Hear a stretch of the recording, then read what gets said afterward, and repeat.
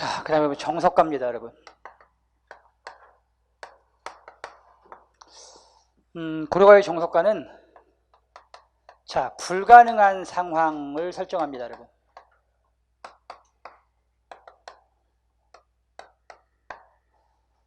자, 그럼으로써 임을 향한 영원한 사랑을 강조한 거지.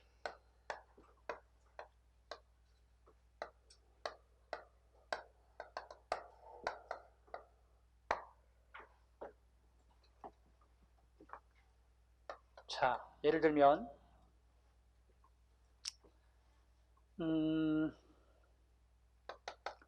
삭삭기 새모래, 사각사각하는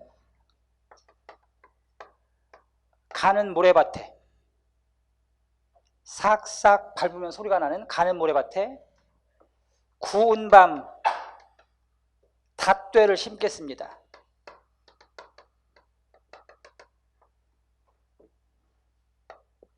자, 여러분, 바삭바삭한 가는 모래, 거기다가 군밤입니다. 군밤 닷되를 심겠대요. 바삭바삭한 가는 모래는 이게 식물이 자라기에는 좋은 조건이 아니죠, 그렇죠? 자랄 수 없는 조건이죠. 근데 거기다가 여러분 이 군밤, 살아있는 밤이 아니고 군밤이니까 구운 밤 닷되를 심겠대요. 다 불가능한 거죠, 여러분. 그래서 그 밤이 우미 돋아 싹이 나거든 가능할까요? 가능하지 않을까요? 가능할 수가 없죠, 그렇죠? 기름진 땅도 아니고 모래밭에 산 밤도 아니고 어떤 밤을? 군밤을. 그게 어떻게 우미 터서 싹이 나겠어요? 자, 불가능한 상황입니다.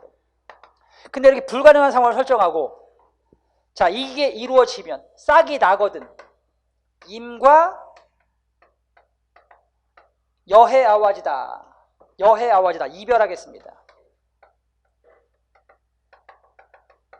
이 말은 곧 이별할 마음이 있다 없다, 여러분? 없단 얘기죠, 그죠? 그래서 이렇게 불가능한 상황을 설정해서 임과 이별하지 않고 영원히 사랑하겠다. 이 정석가는 그러니까 매 상황이 이렇게 불가능한 상황과 그를 통한 영원한 사랑을 강조하는 내용입니다. 그래서 무슨 구성이냐면 이런 걸 뭐라고 그래요, 여러분? 자, 병렬식 구조라고 그래요. 병렬식 구조. 그러니까 유기적 구조가 아니에요, 여러분. 유기적 구조라는 것은 연과 연이 서로 여러분 그 배경과 결과, 원인과 결과 이렇게 짜여져 있는 것이 유기적인 거거든요. 근데 이건 유기적이지 않아. 절대 연과 연이 다 독립적이야. 병렬식 독립적 구성입니다. 연과 연이 전혀 관계가 없어요. 다 뭐야, 여러분?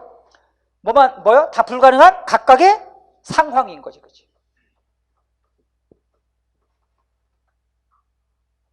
또 다음 상황은 이거야. 옥으로 연꽃을 새기겠습니다.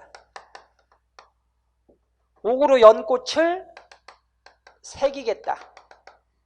결국은 여러분 옥은 돌이니까 돌에다가 연꽃을 새기겠대요. 그죠? 그 꽃을 바위에다가 접을 붙여서 새 묶음이 피거든.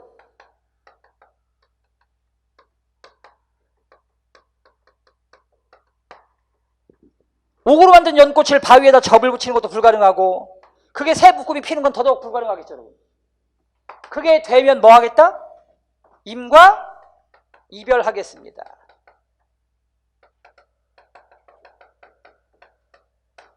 매 연이 이렇게 불가능한 상황이고 여러분 그를 통해서 영원한 사랑을 강조하는 내용이기 때문에 병렬식 구성, 연과 연이 독립적 구성이다. 정석과 였습니다. 다음 보겠습니다. 청산별곡입니다.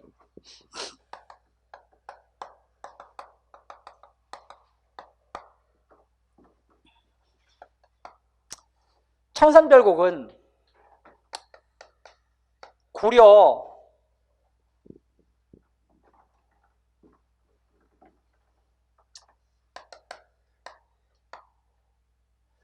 자, 그 도탄에 빠진 고려시대 삶의 터전을 상실한 유랑민의 비애가 주제가 되겠습니다.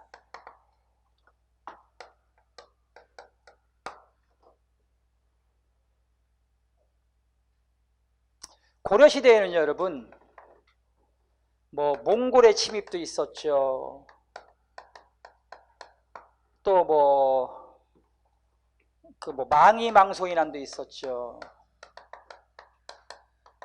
그래서 결국 여러분 이렇게 그 바깥으로 큰 전쟁이 있었고요. 내적으로 여러 가지 그 난들이 있으면서 살기 힘든 건 누구겠습니까? 백성들이겠죠, 그죠? 결국은 삶의 터전을 상실한 채 떠돌아다녀야만 했던 이 유랑민의 비애를 노래한 작품이 청산별곡이다. 그래서 그 유랑민의 어떤 체념적 정서, 체념적 정서, 현실 도피적 정서를 노래한 작품이 바로 이 청산별곡이다. 자, 살얼이 왔다. 청산의 살얼이 왔다.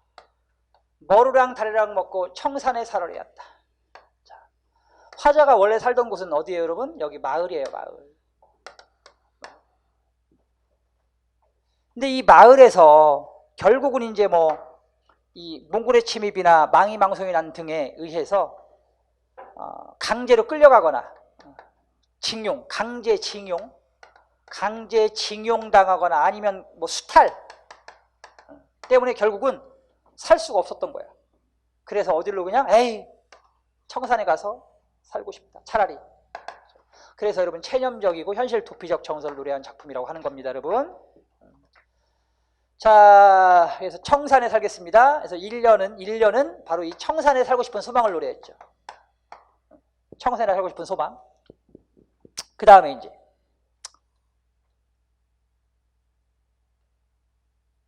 이연입니다. 이연. 청산에 갔더니 울어라 새여 자곤이라 울어라 새여 우는 새를 볼습니다. 우는 새를 화자가 보죠, 그죠? 근데 이 우는 새를 보니까 삶의 터전을 상실한 채 어디까지 쫓겨온? 청산까지 쫓겨온 자신의 모습이나 이 우는 새가 서로 같아 보이는 거죠, 그죠? 자, 그래서 이때 우는 새는 화자의 감정이 이입된 대상입니다. 울고 있구나, 울고 있구나. 자고 일어나 울고 있구나, 새요. 감정 이입물입니다. 삶의 피해, 화자가 느낀 삶의 피해가 이 우는 새에 이입된 것입니다.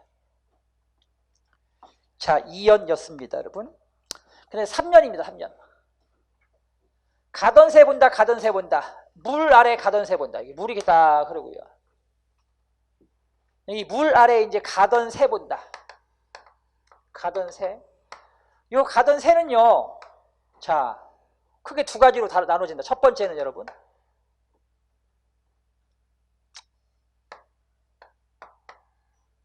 갈던 새, 밭과 밭 사이. 갈던 밭과 밭 사이로 해석이 될 수 있어요, 여러분. 두 번째는 여러분,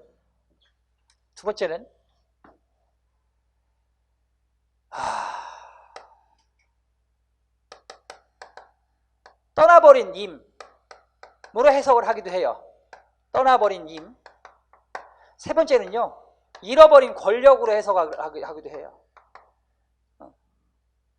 그러니까 이제 이거를 갈던 밭 사이로 해석하기도 하면 새, 버드로 해석을 할 수가 있는데, 버드로 해석하면 첫 번째는 떠나버린 임을 상징하는 것이 이 새다.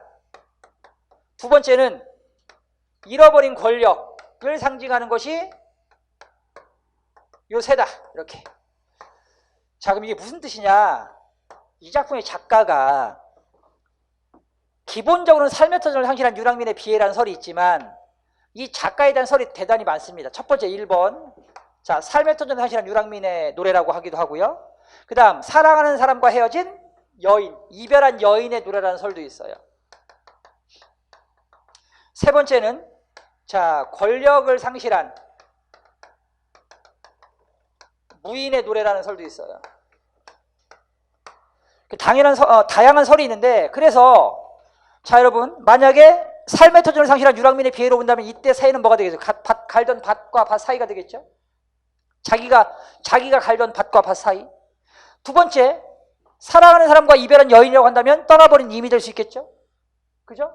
세 번째, 권력을 상실한 무인이라고 본다면 잃어버린 권력이 될 수 있겠죠. 이렇게 세 가지로 해석이 가능합니다. 자, 그 다음에 가던 새 본다, 가던 새 본다.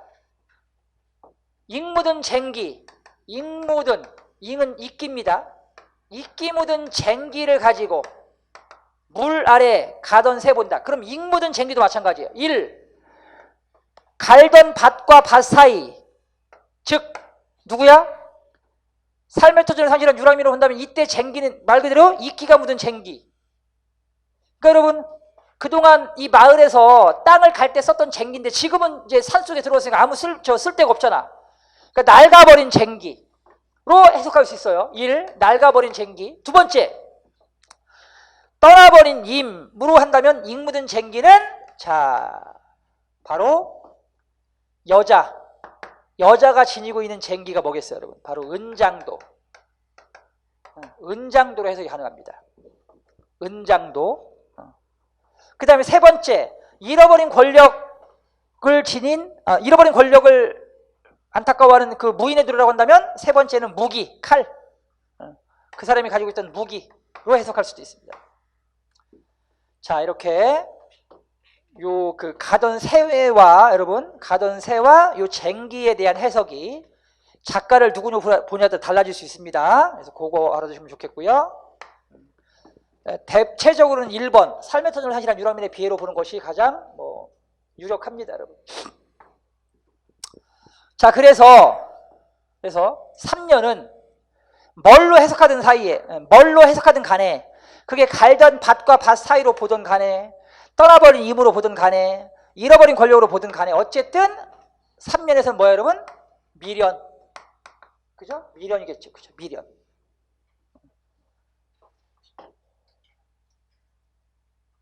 속세에 대한 미련, 떠나버린 임에 대한 미련, 잃어버린 권력에 대한 미련. 알겠어요? 그걸 보는 거니까. 자, 그 다음 사연입니다. 1인공 결용공하야. 이럭저럭 해서 산에서는 어떻게 지내겠습니다. 산에서는 어떻게든 지내겠습니다. 근데 문제는 올 사람도 갈 사람도 없는 밤은 또 어떻게 지내야 합니까? 라고 해서 자, 사연은 청산에서의 고독입니다. 청산에서의 고독.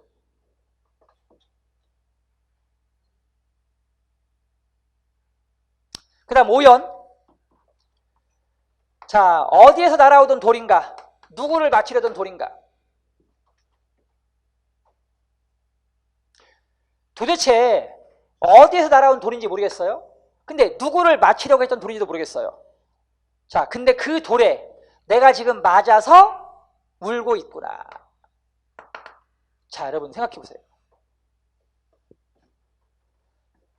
이 돌이 누구를 맞추려 목적하고 던진 돌이라든지 또는 어디에서 온 돌이라든지 이걸 알면 내가 덜 분하겠습니다.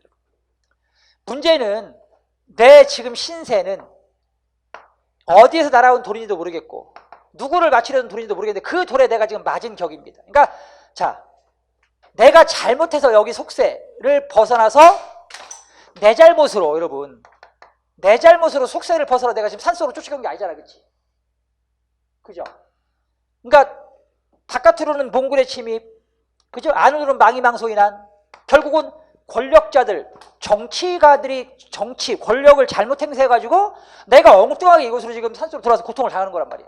그죠, 여러분? 그러니까 그 신세를 엉뚱하게 날아온 돌에 내가 맞은 것에 빗댄 거지, 그렇지?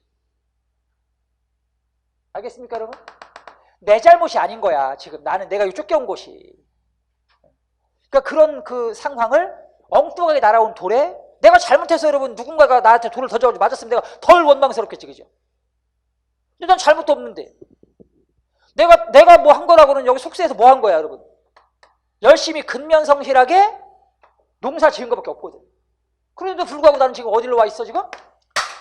다 잃어버리고 산속으로 쫓겨와 있단 말이야. 그러니까 이거는 뭐 이유도 없이, 그죠? 목적도 없이 날아온 돌에 맞은 것과 같다는 얘기지. 알겠습니까, 여러분? 그래서 오연에서의 정선은 결국 체념입니다. 체념. 어떻게 할 방법이 없잖아, 그죠? 내 잘못이면 내가 뭘 하면 되는 거야? 내가 바꾸면 되겠지. 그죠? 내가 뉘우치고 내가 변하면 되잖아. 근데 내 잘못이 아니잖아, 그치? 그죠, 여러분? 이건 내가 어떻게 할 수 있는 방법이 없는 거지. 그러니까 결국은 앉아서 돌에 맞아가지고 뭐 할 수밖에 없다. 나는 지금 울 수밖에 없다. 그죠? 내가 할 수 있는 건 없다. 체념. 결국은 이제 이렇게 해서 청산에 들어왔지만 결국은 이제 화자가 꿈꾸던 이런 바람직한 삶은 이루어지지 않죠. 그래서 이제 제2의 장소로 옮겨가죠. 어디를 가죠, 여러분? 바다. 사러리였다. 바다에 가 사러리였다. 뭐 먹으면서? 나문재, 굴과 조기. 바다의 이 나문재는 일종의 조개야, 조개, 굴, 조개 이런 거. 바닷가 가면 쉽게 채취할 수 있는 거죠, 그렇죠? 아까 청산에서 뭐, 여러분? 뭐 먹으면서? 머루하고 다래, 그죠? 이렇게. 이 머루 다래, 청산의 머루 다래, 바다의 나문재, 굴과 조개 다 이거 뭐예요, 여러분? 소박한 삶이야. 청산에 사러렸다. 이번에는 바다에 가 사러렸다. 자, 근데 이제 여러분, 바다도 결국은 근본적인 어떤 해결책을 제공해주는 장소가 될 수 없어요. 그래서 다시 이제 어디로 가요, 여러분? 이제 자, 외딴 부엌으로 갑니다. 가다가 들어라. 애정지 가다가 들어라. 애정지가 외딴 부엌이에요. 외딴 부엌으로 가다가 들어라. 사슴이 장대에 올라가. 사슴이 짐대에 올라가. 해금을 연주하는 걸 들어라. 애정지는 외딴 부엌이고요. 그 외딴 부엌으로 가는 길에 사슴이 해금을 연주하고 있어요. 어디에 올라가서? 짐대에 올라가서. 이 사슴이 해금을 연주하는 건 두 가지로 해석이 가능합니다. 첫 번째, 실제 사슴이 해금을 연주한다? 이건 불가능한 겁니다, 여러분. 어떻게 실제 사슴이 짐대에 올라가서 해금을 연주할 수 있겠어요? 즉, 기적을 바라는 겁니다. 기적. 사람이, 여러분, 봐봐. 속세가 너무 힘들어서 청산에 왔잖아. 근데 청산에서도 그 어떤 힘듦이 해결되지 않잖아, 그렇죠? 그러니까 결국은 어디로 갔지? 바다에 갔잖아. 근데 바다에서도 역시 근본적인 해결이 되지 못한 채 결국 이제 나왔단 말이야, 그렇죠? 그럼 이제 바라는 건 뭐야? 귀족을 바랄 수밖에 없겠죠, 그렇죠? 귀족. 우리 시대 아버지들이 열심히 직장 다니다가 아버지의 잘못이 아닌 IMF 때문에 결국은 쫓겨났어, 그렇죠? 그래가지고 어떻게 되면 시골 가서 이제 농사 짓는다고. 아니, 차라리 농사 짓겠다고. 농사 지러 가는데 농사는 뭐 아무나 짓습니까? 또 잘 안 되지, 그렇지? 빚만 또 진 거야. 그래가지고 또 이제 어떻게 해? 이제 차라리 그냥 다 때려치고 처갓집 그 근처 바닷가 가가지고 에이, 고기나 잡고 살자. 근데 고기 잡는 것도 쉽지 않잖아, 그죠? 그러니까 그것도 이제 안 되는 거지, 그죠? 그냥 아버지가 이제 어떻게, 이것도 안 되고 저것도 안 되고 있는 돈 다 끌어모아가지고 로또를 사는 거지, 기적, 그죠? 그런 심정 이해되죠, 그죠? 이것도 저것도 안 되니까 지금 사슴이 짐대에 올라가 해금을 연주하는 걸 듣겠다는 얘기는 기적을 바란다는 얘기야. 첫 번째는. 두 번째는 그 이제 실제 사슴으로 해석하면 기적을 바라는 거지. 두 번째는 광대가 사슴 복장을 하고 올라가서 연주할 수 있어요, 여러분. 광대. 즉 광대의 공연을 보겠다는 얘기야. 광대의 공연. 그러니까 향락을 즐기겠다는 얘기지. 사람이 일이 잘 안 되면, 그죠? 일이 잘 안 되면 이렇게 기적을 바라는 사람들도 있고, 아니면 에라 모르겠다 이렇게 향락적인 삶에 빠진 사람들도 있죠, 그죠? 남은 돈 탈탈 털어가지고 공연이나 보면서 그냥 그 순간을 잊고 싶은 거야. 향락. 알겠어요, 여러분? 자, 그 다음에 이제 마지막 8년입니다. 자, 다시 이제 어디로 돌아와? 마을로 돌아와요. 마을로 돌아와. 술을 빚어라. 술을 빚어라. 독한 술을 빚어 나를 붙잡으니. 누룩이 술입니다. 누룩이 나를 붙잡으니 안 먹고 어찌하겠는가. 결국은 할 수 없습니다. 술을 통한 체념. 이것도 저것도 안 되니까 마지막에는 자, 수를 통한 체념이다. 알겠어요? 자, 이상 청산별곡이었습니다. 자, 그 다음 이제 가실입니다.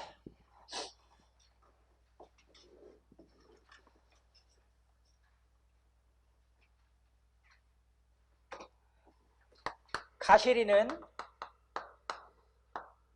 주제가 이별의 정환입니다, 여러분. 그래서 자, 고대가요 공무도화가 자, 이미시여 물을 건너지 마시오. 자, 공무도화가 그 다음에 황조가가 이별 노래죠. 그래서 이 공무도화가 황조가의 어떤 그 이별의 정환이라는 주제가 고려가요 가실이로 이어지고 이게 조선시대 이제 황진이와 같은 이런 기생들의 시조로 연결됩니다.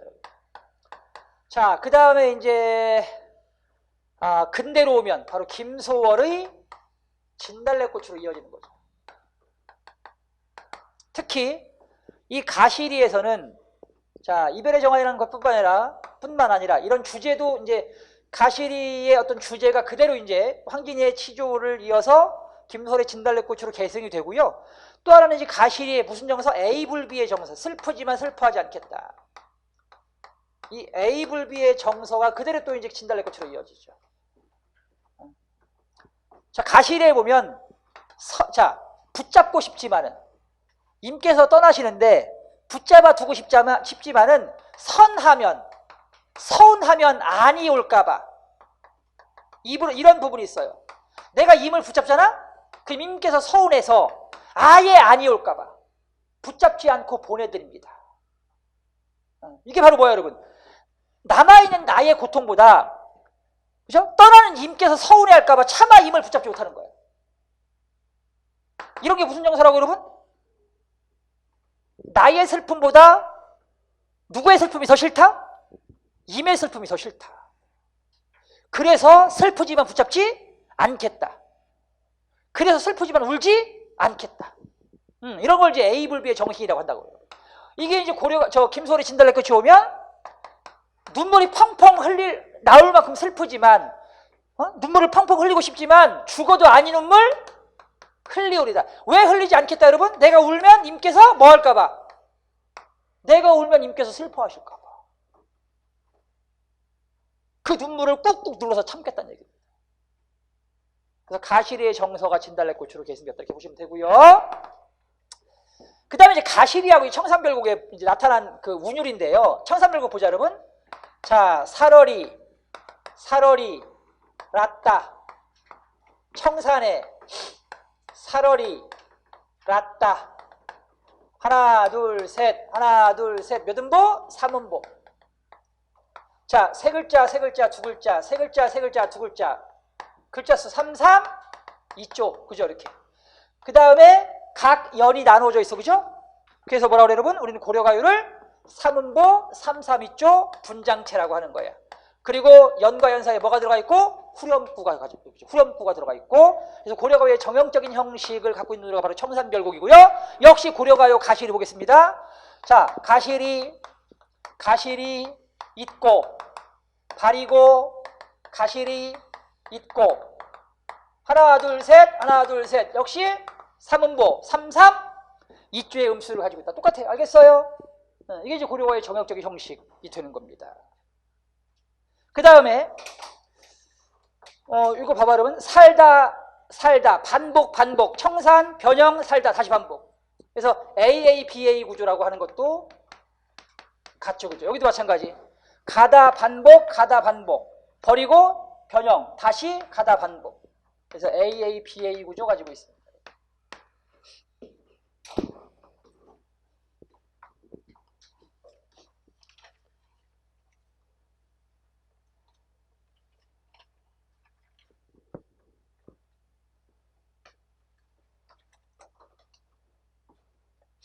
다음은 서경별곡 볼까요, 여러분? 자, 똑같은 이별 노래인데요. 이 가시리하고 서경별곡이 모두 이별의 정환을 주제로 하고 있어요.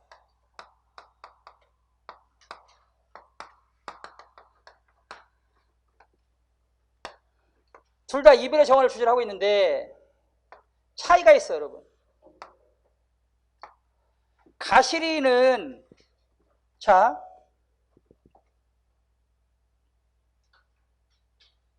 소극적이고요.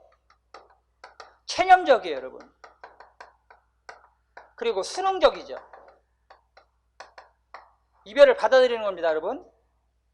그래서 전통적인 태도를 가지고 있다고 보시면 돼요, 화자가. 반면 서경별곡은 자 적극적이고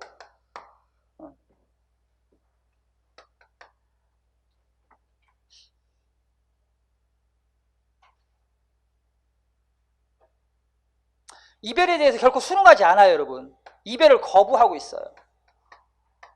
이건 이별에 대해서 순응적인 태도를 갖는 반면 얘는 이별을 거부해요, 여러분. 그래서 이건 현대적인 태도를 가지고 있다고 볼 수가 있어요.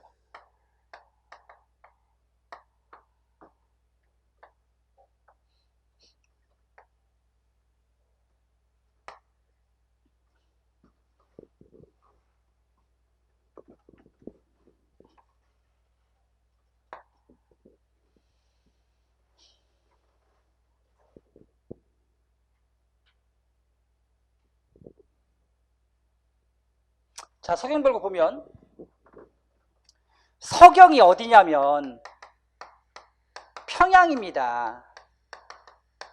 평양은요 당시 고려시대 제2의 도시예요. 그래서 작은 서울이라고 그래요, 여러분. 작은 서울. 자, 서경이 서울이지만은 작은 서울인 거야. 그리고 닦은데 잘 닦은 데야. 다른 도시에 비해서 비교적 잘 닦아진 곳입니다. 즉 살기가 좋은 곳이란 얘기겠지. 닦은데, 닦은데 작은 서울 고요말은 내가 작은 서울을 자 고요다, 사랑하다 이랬대요. 사랑하다. 그러니까 이 서경은 자 잘 닦은 곳이고요, 여러분. 닦은 곳. 그 다음에 나는 이 서경을 사랑하는 곳이야. 사랑하는 곳.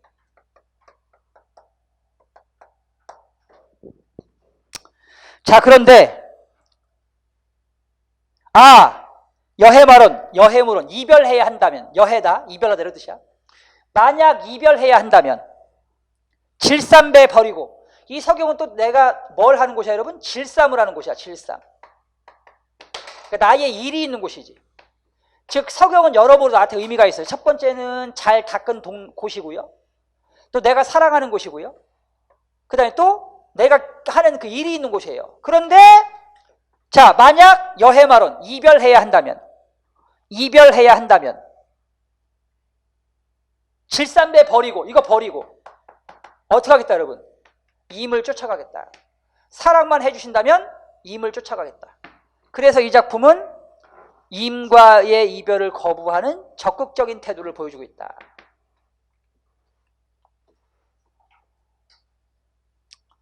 그래서 그런 차이가 서경별곡과 가시리 사이에는 이제 분명하게, 현격하게 이제 존재합니다. 자, 다음 이제 경기체가 보시겠습니다.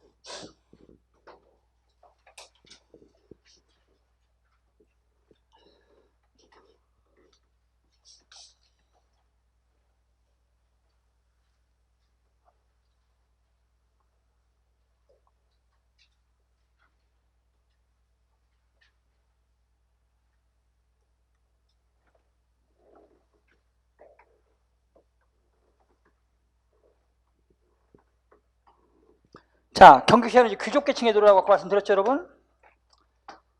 내용은 자, 무신난 이후 새롭게 집권계층으로 등장한 신진사대부의 기상과 자신감을 노래했다라고 얘기했습니다. 자, 근데 이제 대표적인 작품이 이제 경기체가 중에서 한림별곡이에요. 이 한림별곡은 최초의 경기체가입니다. 그리고 경기체가의 대표작이라고 보시면 돼요. 그러니까 경기체가 작품이 몇 작품이 있긴 하지만 자 대표적인 작품이면서 최초의 경기체가라는 문학사적 가치를 가지고 있기 때문에 시험에는 이 한림별곡밖에 출제가 안 돼. 경기체가 중에서 유일하게 출제되는 게 딱 이 한림별곡 하나입니다. 자, 한림별곡은 한림제유, 즉 한림원에서 공부하던 여러 유학자가 공동으로 창작한 작품이에요. 한림제유가 지은 한림별곡입니다.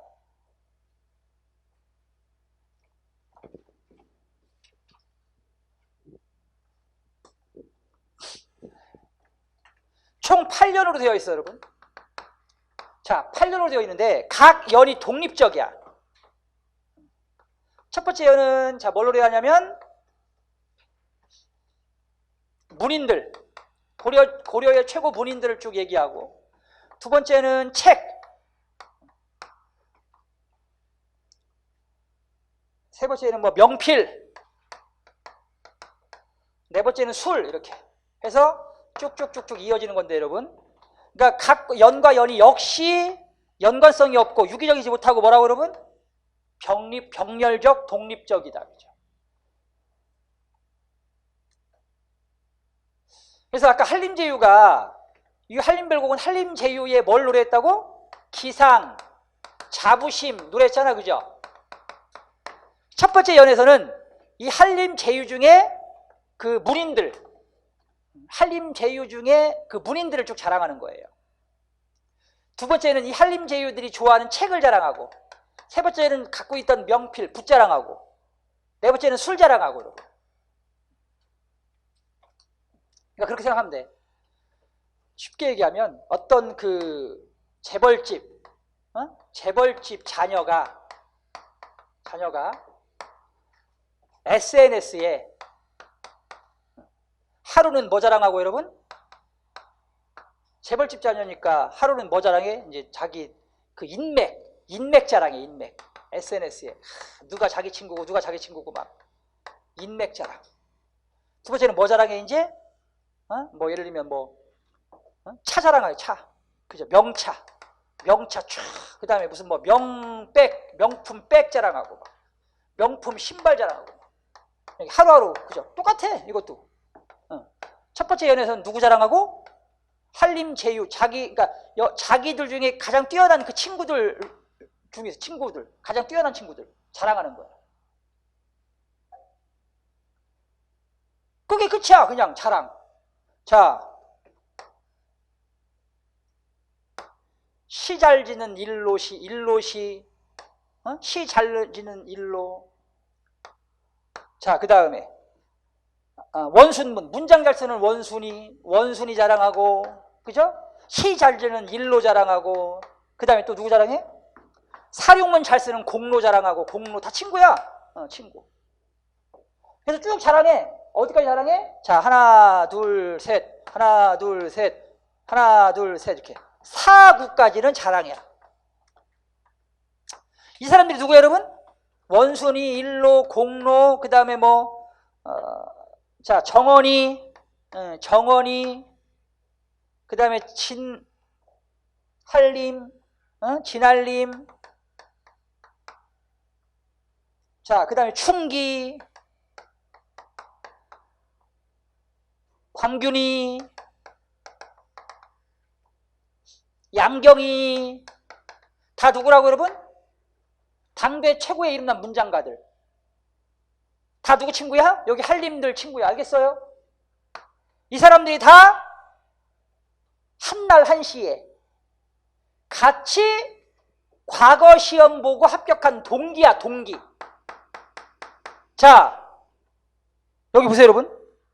위 시장, 여기 위에 이 사람들이 함께 모여서 시험 보는 그 장소에, 시장, 시험 시자의 장소정자, 시험 보는 장소의 광경, 그 경치가 어떠합니까? 어떠합니까? 가히 뭐야 여러분? 올스타야, 올스타. 올스타. 알겠어요 여러분? 올스타전 하는 거예요 지금. 올스타전. 당대 최고의 이름난 문장가들이 한날 한시에 같은 시험장에서 지금 같이 시험 보고 있는 거야. 얼마나 어떠합니까? 여기 봐. 위시장 경기 어떠합니까? 그래서 여러분 이 제목이 뭐야? 이 작품이 경기체가. 요 경기 어떠합니까? 알겠어요? 매 연이 이런 식이야. 앞에 뭐라고 여러분? 앞에 뭐라고? 쭉 자랑할 거 들어놓고 경기 어떠합니까? 알겠어요? 그럼 뒤에서 이제 뭐라고 그래? 뒤에서. 자, 뒤에서 금학사의 옥순문생. 이 사람들이 다 누구야? 금학사. 금학사가 누구냐면 이날 시험장에서 감독관 역할을 맡은 사람이야. 감독관. 금학사의 옥순 같은 문화생. 자, 여러분, 이 사람들이 시험 보서 합격하잖아? 그러면 이 감독관하고 이 시험에 합격한 사람들하고 뭐가 되는 거야? 사제관이 되는 거지, 사제관. 사제관. 그래서 금학사의 옥순 같은 문화생, 날조차, 나를 포함하여 몇 분입니까? 얼마나 많습니까? 그 얘기지 뭐. 그죠? 자랑. 그래서 1년에서는 누구 자랑? 친구 자랑. 알겠어요? 2년은 책 자랑, 3년은 명필. 다 똑같아. 다 똑같아. 그래서 문학적인 가치는 전혀 없어요. 형식은요, 각 연이 6년인데, 6행인데, 6행. 총 8년으로 되어 있고, 각 연은 6행인데, 1년부터 4년까지는 자랑. 알겠어요, 여러분? 사물 나열. 1년에 4년까지는 나열해. 사물을 나열해. 물론 1년은 사람을 나열했겠지, 그치? 사람이니까. 그 다음에 5연하고 6연은 뭐? 거기서 느끼는 자부심.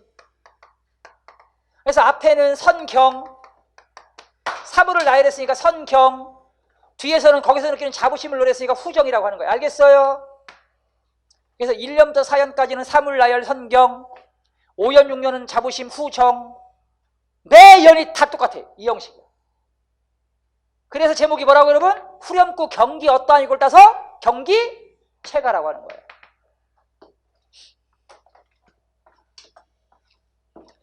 자, 한림별곡이었습니다. 자, 다음 넘어갑니다. 고려시대 한시입니다. 한시. 한시. 자, 부병루에서라는 이색의 한시예요. 부병루가 뭐한 곳이, 어떤 곳이냐면 고구려 유적이 있는 곳이야. 즉 이색이 고구려 유적이 있는 이제 부병루에 올랐잖아. 근데 갔더니 그 유적이 남아있겠어요? 안 남아있겠어요? 안 남아있겠지. 시간이 흘렀으니까. 그렇죠? 여기서 뭘 느꼈겠어요? 분명히 여기가 고구려 주몽이 그 어떤 위대한 업적을 세운 곳인데 지금 주몽은 없어. 그죠? 없어. 터만 남았어요. 그래서 인생이 어떤 것이다 여러분? 이렇게 무상한 것이다. 여기는 그래서 이 부병루라는 시를 보면 유한한 것과 무한한 것을 대비시켰어요. 그래서 이 유한한 것과 무한한 것을 대비해서 자, 인생의 무상함을 토로한 노래가 바로 부병루에서라는 시다. 자, 유한한 것 찾아볼게요, 여러분. 유한한 것 끝이 있는 거죠. 자, 어제 영명사 지나다가 잠시 부병루에 올랐네. 성은 텅 빈 채로 달 한 조각 떠 있고, 달 한 조각 떠 있어. 1000년 전이나 지금이나 달은 똑같이 떠 있네. 그럼 달은 무한한 것. 텅 빈 성, 성은 텅 빈네. 여러분 옛날에는 성이 텅 비지 않았을 거 아니야, 그렇지? 꽉 찼을 거 아니야, 그렇죠? 여러분 화려했을 거 아니야. 지금 텅 빈네. 그럼 유한한 거지. 텅 빈 성, 달은 무한한 것. 오래된 조천석, 오래된 바위, 조천석, 바위 똑같네, 그죠? 오래됐네, 무한하죠, 여러분. 천년구름 그대로네. 구름, 조천석, 무한한 것입니다, 여러분. 자, 근데 기린마, 주몽이 탔다는 말이 기린마죠. 말 있어 없어? 지금 없잖아, 그죠? 또 천손, 하늘의 손자 주몽이잖아, 그쵸 여러분? 주몽 있어 없어? 지금 없네, 그죠 여러분? 그러면은 텅 빈 성, 기린마, 주몽은 유한한 것, 달, 조천석, 구름은 무한한 것, 그죠 여러분? 그래서 인생은 유한하지만 자연은 어때? 자연은 어때요 여러분? 무한하죠, 그쵸? 그래서 유한한 인생과 무한한 자연을 대비시키면서 그러면서 인생에 뭐가 드러나요? 무상함이 드러나고 있어요. 알겠어요? 알겠어요, 여러분? 자, 그 다음 사리화입니다.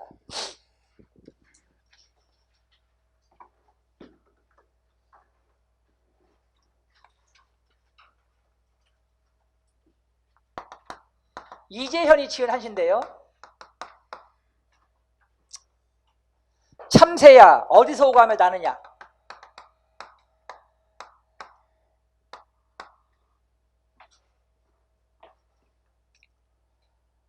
1년 농사 아랑곳하지 않고 호랍이 홀로 갈굼했는데 호랍이가 혼자서 갈굼했거든요. 참새가 와가지고 다 뺏어 먹네. 다 뺏어 먹어. 그러면 이 참새는 응? 나쁜 놈이야, 좋은 놈이야? 나쁜 놈이지, 그치? 호랍이는 누구야, 여러분? 아까 청산별곡에서 삶의 터전을 상실한 채 속세의 삶을 등지고, 그죠? 산속으로 떠나가야만 했던 유랑민들. 그런 사람이 호랍이. 알겠습니까? 그러니까 청산별곡 같은 일이 왜 벌어졌다고? 누구 때문에? 참새 때문에, 참새. 자, 그래서 여러분 우리 한자 시간에 배웠지. 참새가 호랍이가 갈굼한 걸 함부로 다 뺏어가 가렴 주고 가혹하게 베고 구한다. 가렴 주고 가혹하게 베고 구한다. 탐과 놀이 횡포를 고발한 시입니다. 알겠어요? 자, 그 다음 송인. 자, 송은 보낸다. 이는 사람을. 그래서 사람을 보내며, 즉 이별하며 쓴 시야. 자, 비견 뒤에 언덕에 푸른빛이 짙어 오는데 그대를 남포로 송별하니 슬픈 노래 나오는구나. 자, 1구 비견 뒤에 풀빛이 짙어요, 여러분. 아름다운 자연. 아름다운 자연. 비가 딱 개, 봄비가 내렸어. 그게 딱 겠어, 여러분. 그럼 하늘은 맑고 풀빛은 얼마나 짙어, 그쵸? 아름다운 자연. 자, 근데 2구 거기서 그 아름다운 자연에서 이별한 슬픈 노래가 들려와요. 슬픈 인생, 그죠? 슬픈 인생, 이별, 그죠? 슬픈 이별이 있어요, 여러분. 그러면 아름다운 자연과 슬픈 이별이 서로 대비되네, 그쵸, 여러분? 대비되잖아. 그러면서 뭐가 더욱더 부각돼? 그 이별의 슬픔이 더욱더 부각되겠지, 그쵸? 맑은 날 이별하면 기분 더 더러운 거잖아, 여러분. 알겠어요? 그래서 1구와 2구가 서로 대비되어 있지, 그치? 아름다운 자연과 슬픈 이별의 상황이 대비되어 있어. 또 아름다운 자연은 시각적 정서고요. 슬픈 이별이 노래가 들려, 슬픈 노래 들려오네. 슬픈 노래 들려오네. 청각적 표현이지, 그죠? 청각과 시각의 감각의 대비도 있고요. 이렇게 아름다운 자연과 슬픈 이별이 어떤 상황의 대비도 있고요, 그죠? 그 다음 3구 대동강물은 언제나 마를 것인가. 자, 이별의 장소가 대동강인데요. 대동강 물은 마를 수 있다, 마를 수 없다, 여러분. 대동강 물은 마를 수 없대요, 그죠? 마르지 않는 대동강. 마르지 않는 대동강.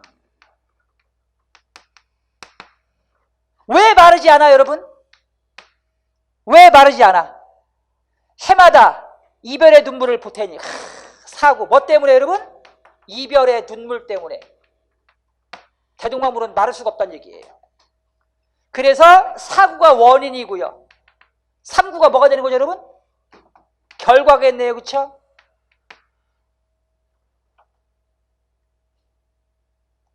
그 다음에 설마 여러분 이별 눈물 거기다 보탠다고 해서 대동강물이 마르지 않겠어요? 무슨 법 이런 거? 이런 거 무슨 법? 과장법입니다. 자, 이렇게 해서 이제 송인까지 했습니다.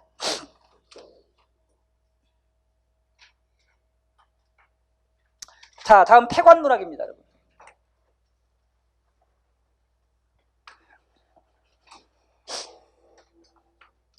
폐관문학 중에 가장 대표적인 것이 바로 이제 설문학입니다, 여러분. 설. 이 설은 폐관문학 중에 하나인데, 폐관문학 중에 하나인데, 이 설문학의 특징은, 자, 구체적인 경험을 바탕으로 거기서 얻은 깨달음을 전달하는 양식이 바로 이 설문학입니다, 여러분. 경험과 깨달음.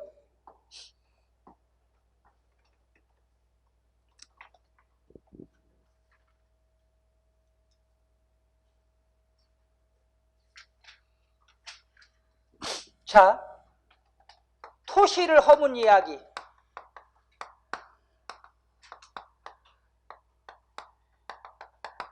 토시를 허문 이야기입니다. 누가 썼어요? 이규보가.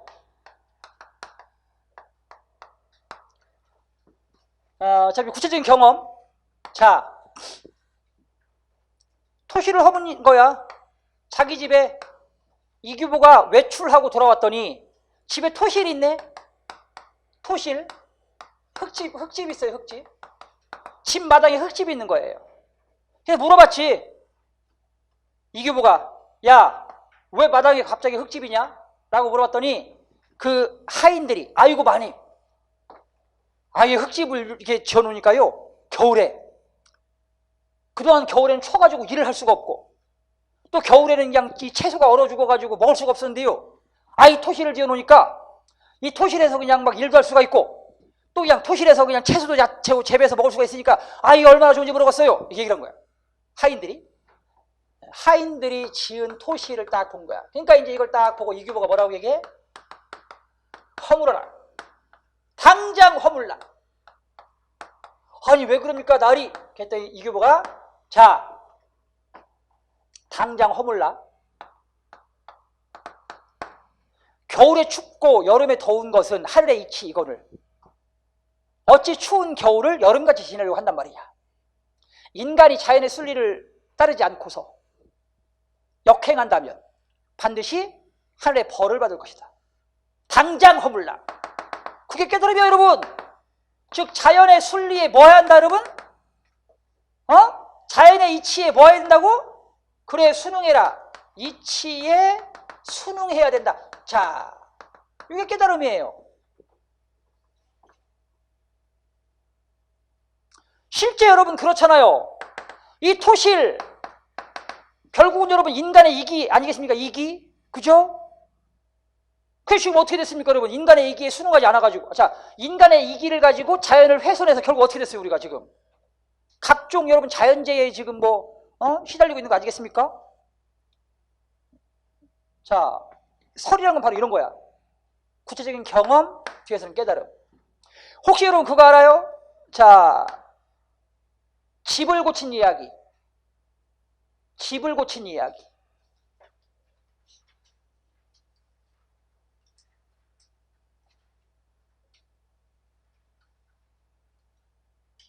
참화설.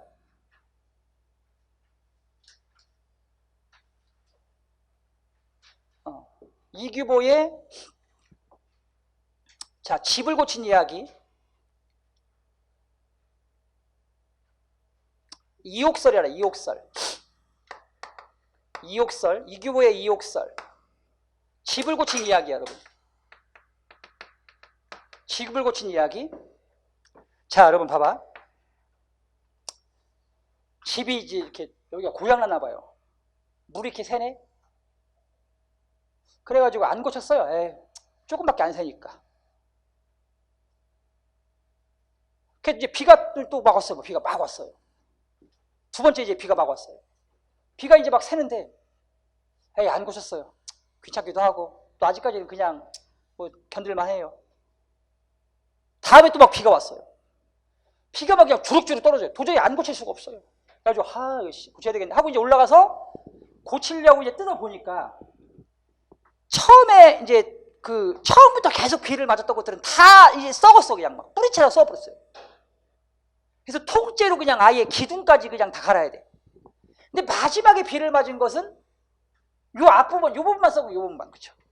기와만 딱 썩은 기와만. 그러니까 여러분, 이 썩은 걸, 그러니까 비가 맞아서 고장난 걸 알면서도 오랫동안 고치지 않으면 나중에 어떻게 된다고? 완전히 썩어가지고 더 이상 고칠 수 없게 되거나 아니면 비용이 굉장히 많이 드는 거지. 근데 비를 맞은 지 얼마 안 되는 것은 가서 보니까 그 부분만 썩은 거야. 그 부분만. 그럼 그 부분만 이제 그 부분의 기와만 갈아 끼면 되는 거니까 비용도 크게 들지 않고 쉽게 고칠 수 있겠지, 그렇죠? 그게 집을 고친 이야기야. 그럼 뭘 깨달았어, 여러분? 뭘 깨달았어야 돼? 잘못된 걸 알았을 때는 어떻게 된다는 얘기야? 바로바로 고쳐야죠. 그게 이옥설. 그 다음에 또 이일로의 차마설, 차마설, 빌릴 차 말맞자, 말을 빌려탄 이야기야. 말을 빌려탄 이야기. 자, 이일로가 말을 빌려타는데 처음에는 어떤 말을 빌려탔냐면 늙어서 비실비실한 말을 빌려탔어요. 그러니까 야 이거 타고 가다가 얘가 쓰러지게 생겼어. 그러니까 어떻게 해요, 여러분? 타가지고 그냥 조심조심 천천히 해서 오히려 넘어지지 않고 무사히 목적지까지 도착할 수 있었어요. 근데 그 다음 말을 빌려탔을 때는 어떻게 했어? 이번엔 젊고 좋은 말, 튼튼한 말을 빌려탄 거야. 그러니까 앞에 그 처음 그 말을 빌려탔을 때의 그 어떤 생각을 까먹은 거지. 앞에 처음 말을 빌려탔을 때는 어떤 마음을 가지고 있었어? 천천히 조심조심 이렇게. 그 마음을 갖고 또 탔으면 좋은데 그 마음을 잊어먹은 거야. 좋은 말을 빌려타다 보니까. 그러니까 어떻게 해? 그냥 조심하지 않고 까불면서 그냥 야 달려라 하고 못하는 거지. 그러다 어떻게 됐어요? 그러다가 가다가 거꾸로 넘어졌어 그냥. 그래서 팔이 부러졌어. 아이고. 뭐 했더니 여러분 이렇게 사고가 났지? 처음 마음을 바꿨더니. 그렇죠. 그래서 마음을 바꾸잖아? 그럼 탈이 나는 거야 꼭. 알겠습니까 여러분?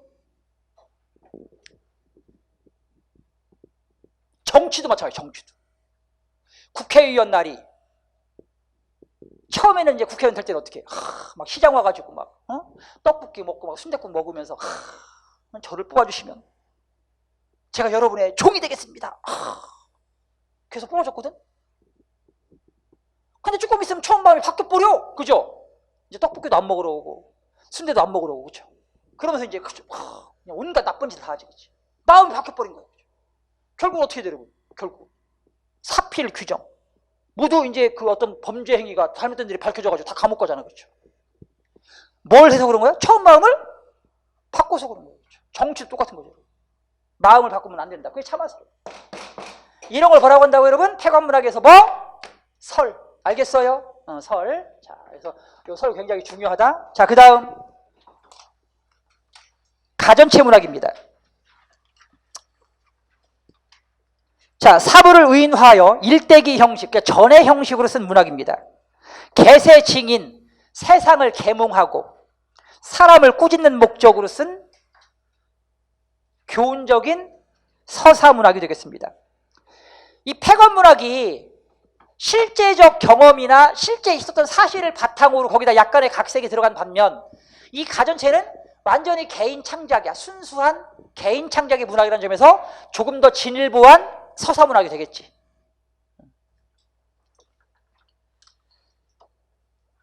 자, 610쪽의 주요 작품들 보겠습니다, 여러분. 자, 뭘 알아야 되냐면 작품 제목과 그 다음에 의인화 대상 그리고 내용만 알아두시면 돼요. 자, 화왕계는요 꽃을 의인화했습니다.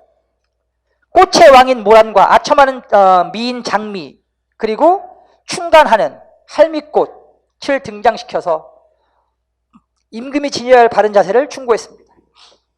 국순전 임춘이 졌습니다. 술을 의인화했어요. 당시에 방탕한 군주를 풍자했고, 자, 술을 지나치게 많이 먹으면 폐가 망신할 수 있다는 주제를 담고 있습니다. 공방전 임춘이 졌습니다. 역시 돈을 의인화했어요. 돈의 내력과 그 흥방성쇠를 통해서 결국 지나치게 재물을 탐하면 역시 망할 수 있다. 그래서 돈을 경계한 것입니다, 여러분. 자, 국선생전 이규보가 지은 역시 술을 의인화한 것인데요. 등장인물의 이름과 지명을 모두 술, 누룩에 관한 한자로 써서 지었으며, 자, 근데 술의 긍정적인 측면을 얘기했어요. 그러니까 술이 좋은 것도 있거든. 여기서 이제 술이 위국충절의 교훈을 드러내고 있으니까 술을 잘 먹으면 뭔가 호탕한 기계와 정신으로 나라에 큰 공을 세울 수 있다. 자, 이렇게 술의 긍정적인 측면을 얘기한 것도 있습니다. 그 다음 청강사자 현부전 거북을 의인화했습니다. 왕의 부름에도 응하지 않고 속된 무리와도 어울리지 않는 어진 사람의 행실을 거북을 통해서 빗댔습니다. 저생전은 이첨이 지은 종이를 의인화한 작품입니다. 올바른 정치를 권유한 작품이고요. 자, 이 곡의 죽부인전은 대나무를 의인화해서 자, 주인공 죽부인이 남편을 잃은 뒤에 절개를 지키면서 하는 모습을 통해서 자, 타락한 사회에 대한 경종을 울렸습니다. 그 다음 정시자전, 석시경암이 지팡이를 인격화시킨 건데요. 당대 사회성과 불교를 배척하는 사상을 비판하는 작품입니다. 자, 그 다음 설화, 가전, 소설의 관계입니다. 여러분 설화, 그러니까 전대, 고대 시대의 산문문학인 뭐가 있었어? 설화, 즉 신화, 전설, 민담이 있었고요. 그걸 이제 계승해서 순수 작가의 어떤 그 창작력에 의해서 만들어진 가전체 문학이라는 과도기 형태를 거치고 이제 그 과정을 통해서 마지막에 산문문학의 꽃이라고 할 수 있는 소설문학이 탄생하게 된 거죠, 여러분.